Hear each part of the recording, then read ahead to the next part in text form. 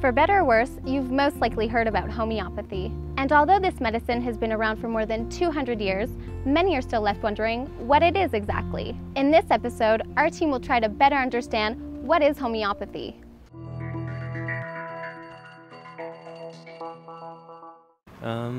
Is it like try to be healthier through like juicing or like, stuff like that, or? It's healing through plants? Well, I think it's an alternative medicine. Mon Dieu, l'homéopathie, je sais pas. Well, I've heard the term, but that's a good one. I don't know. C'est une bonne. Hahnemann est un homme de son époque, c'est un médecin célèbre. So Hahnemann was a man of his time, a famous doctor with major works, who also translated ancient works, Greek particularly, and discovered a little-known or obsolete method, which was homeopathy, the theory of similars.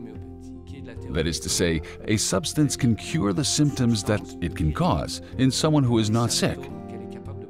So look at it this way, what makes a homeopathic medicine work?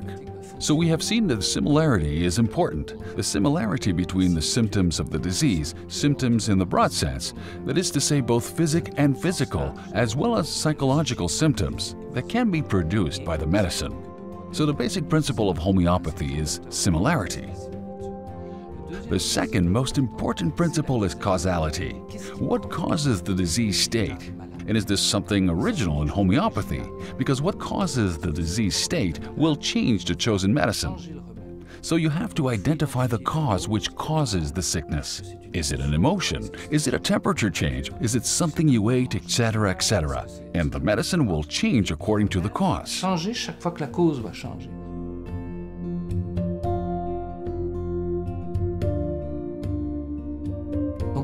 So the principle of causality is fundamental. Third principle is individualization. Each case is different. Every person is different. Every sensitivity is different, especially in chronic diseases. So individualization is particularly important because we must understand the sensitivity of the sick person in front of us, not just the symptoms. Sensitivity is a component of the symptoms.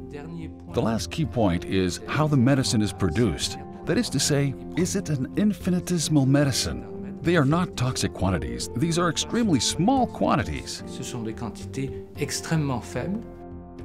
So after its beginnings in the 19th century, homeopathy had expanded greatly and very quickly. A turning point for homeopathy was the cholera epidemic. C'est l'épidémie de choléra. And it was like wildfire in Europe.